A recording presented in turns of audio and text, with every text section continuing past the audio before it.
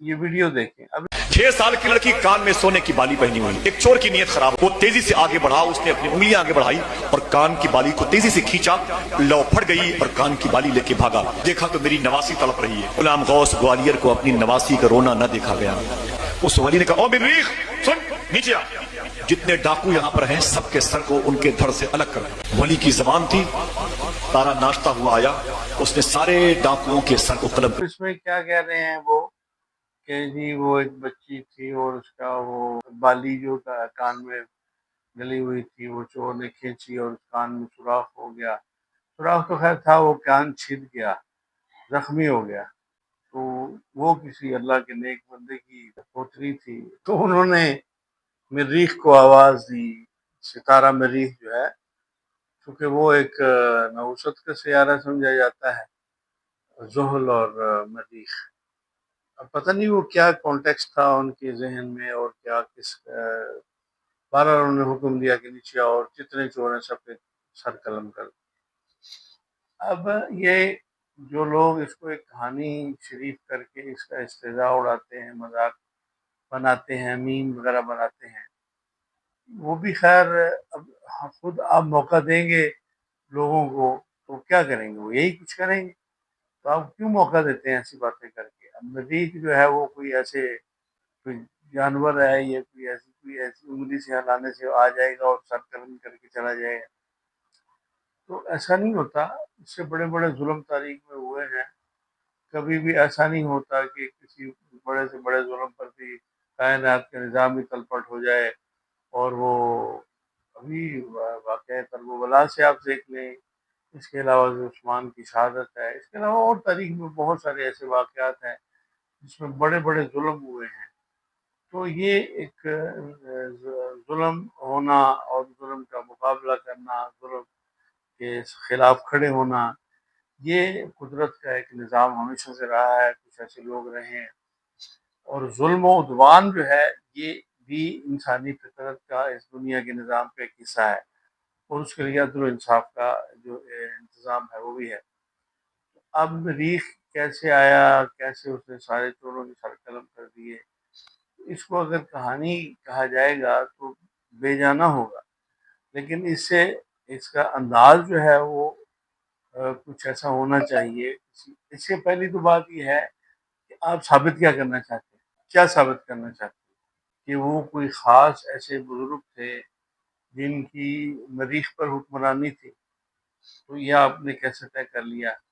خیر یہ ایسی باتیں ہیں کہ جن میں پڑھ کر کوئی نتیجہ حاصل نہیں ہو سکتا۔ یہ تو ایسی پانی میں ودانی اس کو پنجابی میں بولتے ہیں، یا بال کی کھال اتارنا، جس سے حاصل حصول کچھ بھی نہیں ہے۔ تو لیکن یہ سمجھنا ضروری ہے اس کو، جب ہم دیکھتے ہیں کہ آپ اس واقعے کو سنا کر ثابت کیا کرنا چاہتے ہیں۔ سوال یہ ہے، صلی اللہ علیہ کی عظمت، بڑائی، بزرگی، کمال، رفت، اس کی کرامت، اس کی اللہ کے، تو اس سے کوئی ایسا اظہار نہیں ہوتا، اور نہ ہی یہ فطرت اور قانون کے تقاضوں کے مطابق بات ہے۔ جو خرق عادت ہوتی ہے، یہ جو کرامت ہوتی ہے، وہ ایسے نہیں ہوتی۔ بعض دفعہ ہوتا ہے کہ اللہ کے ولی کے منہ سے کوئی ایسی بات نکلتی ہے، لیکن وہ بھی کوئی ایسا معاملہ ہوتا ہے جس میں غیرت دینی کا تقاضا ہوتا ہے، یا کوئی کسی درویش کی غیرت کا تقاضا ہوتا ہے، اور اس پر کوئی ایسا حملہ ہوتا ہے، تو اللہ تعالیٰ کی طرف سے اس کی مدد اور نصرت آتی ہے۔ پھر اللہ تعالیٰ اپنے جو نیک بندے ہیں، بعض دفعہ تو ان کو آزمائش اور ابتلا میں ایسا مبتلا کرتا ہے کہ وہ مالک الملک ہے، جو چاہے کر سکتا ہے۔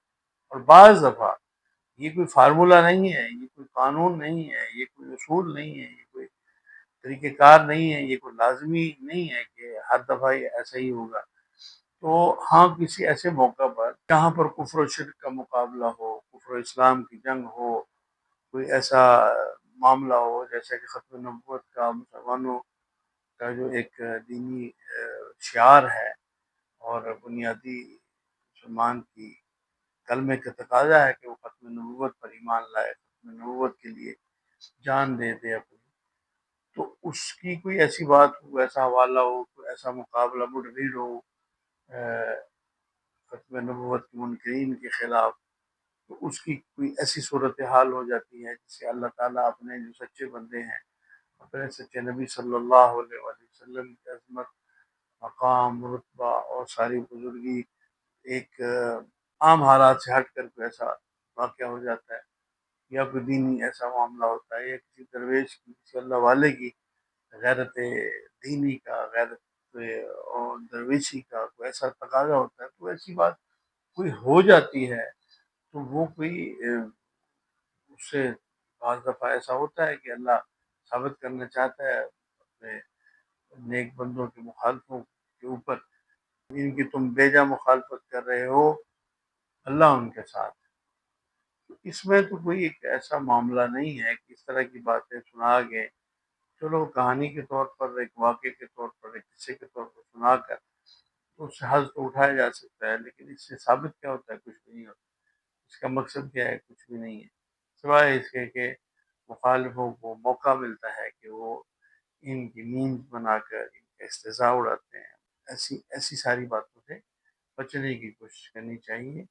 وہ اللہ والوں کے ایسے واقعات، ایسے جو خرق عادات، کرامات بیان کرنی چاہیے جس سے کسی دینی مقصد کا حصول ہوتا ہو، کہ کوئی ایسا معاملہ ہو۔ لیکن یہ بھی چلو کسی حد تک تالیف قلب کے لیے، کسی جو عام کمزور ایمان والے لوگ ہیں ان کے اوپر، ان کے دلوں کو کوئی سواد مل جاتا ہے، ورنہ تو اسلام کا جو بنیادی قانون ہے وہ قرآن کریم ہے۔ قرآن کریم میں ہر چیز کا، ہر مسئلے کا علاج اور حل موجود ہے۔ تو ایسی باتوں سے بچنے کی کوشش کرنی چاہیے۔ اللہ تعالیٰ ہدایت